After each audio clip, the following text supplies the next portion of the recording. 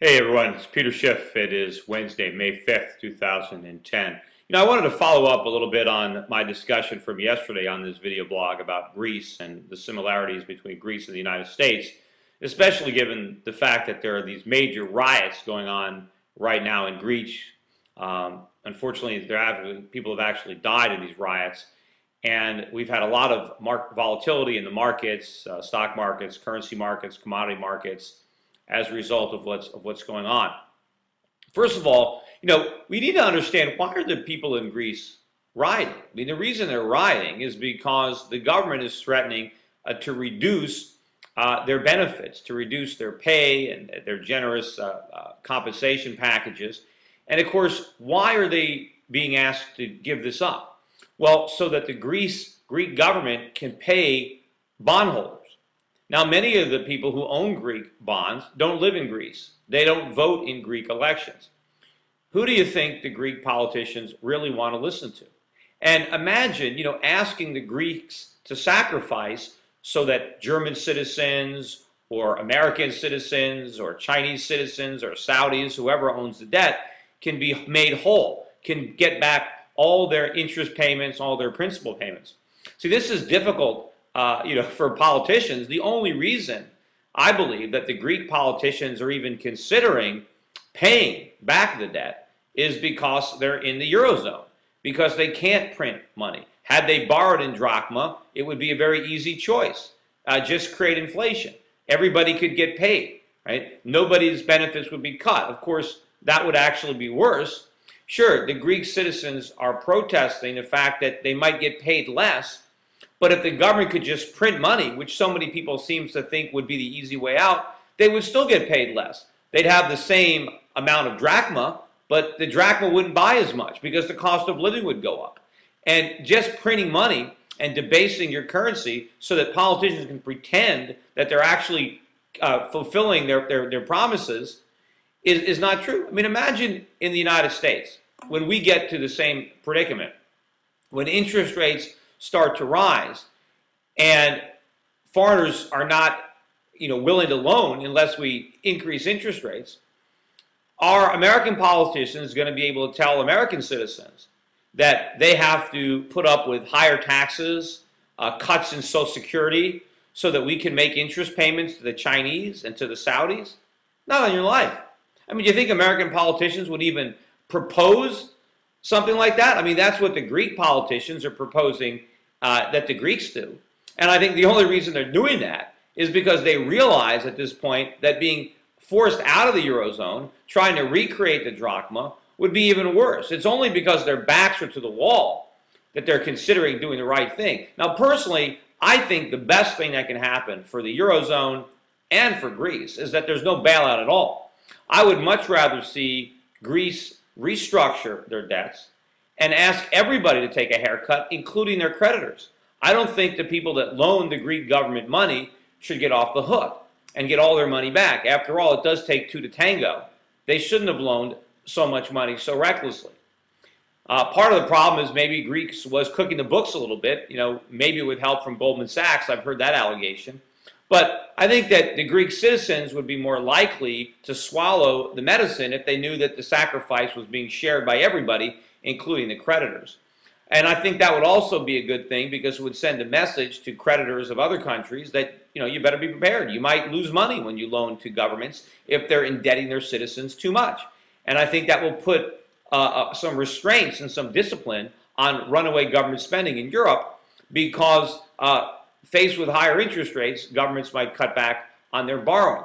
But I think whatever happens, to the extent that the Greek politicians are able to deliver some tough-tasting medicine because of the sticks provided from Europe and Germany, and I know there are carrots there as well, but the Greeks are going to act in a more responsible manner than they otherwise would have acted absent the discipline of the euro.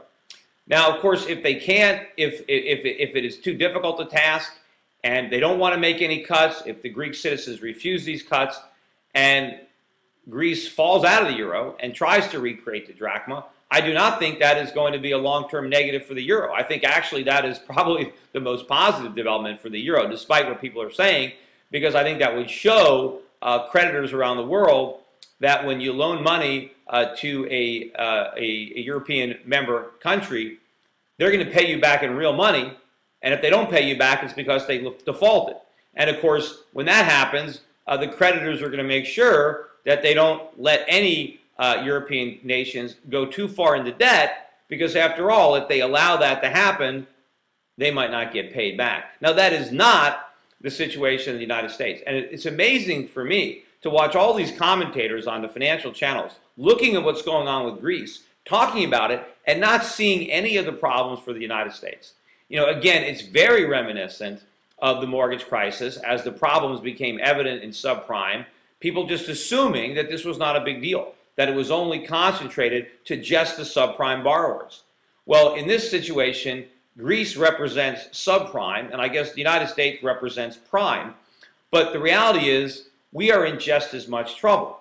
The fact that our politicians are not going to be held to the discipline that the Greek politicians are being held to by Germany is not a reason for Americans to celebrate or think that the problems in Greece don't affect us.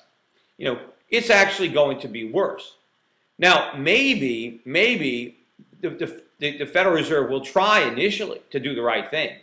Remember, the Federal Reserve cannot, as I said yesterday, just sign on to this, well, we're just going to print money and hold interest rates low indefinitely to avoid these tough choices. They can't even hint that that's what they would do, or there'd be a run on the dollar right now.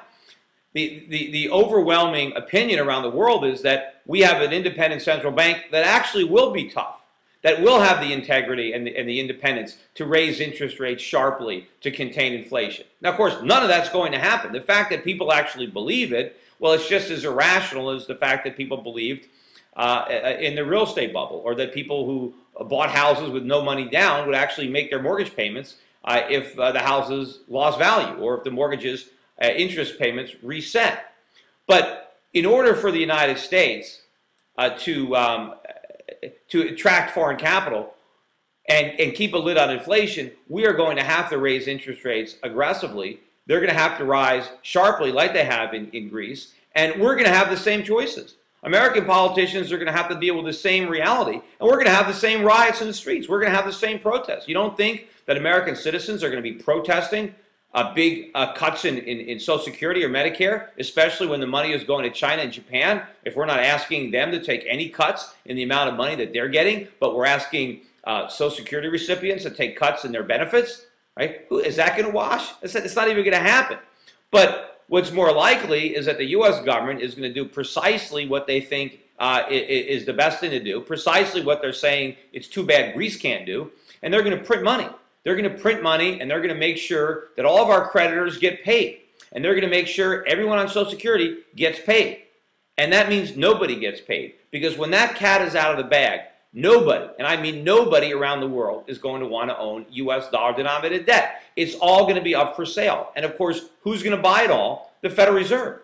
Because the Federal Reserve will be the only entity that's willing to buy it, because it doesn't care how much money it loses. It's not its own money. After all, it just prints it. It creates it out of thin air. It's got nothing to lose. But the more it does that, the more everybody else has to lose. So in order to stay on this track, in order for America to avoid becoming Greece, to avoid having to make the hard choices that we think we're immune from, we have to be willing to sacrifice the value of our currency, to let it collapse, and to let inflation run out of control. But of course, the irony of it is, that's worse. The average American is going to suffer much worse through runaway or hyperinflation than if we legitimately restructured our debts and didn't pay 100 cents on the dollar to our creditors and made real meaningful cuts in entitlements. But instead of doing that, we're going to pretend that we can keep all of our promises, because no one in Washington has the guts to tell the American public the truth. And instead, we're going to end up wiping out everybody, inflicting far more damage than had we told the truth. And that is the real threat. And it is coming soon. This is not in the distant future. This is going to happen. It's all going to unfold over the next few years. And I am just as convinced that this prediction is right as any predictions I made in the past regarding the real estate market. Anyway, that's it for today. Take care, everybody.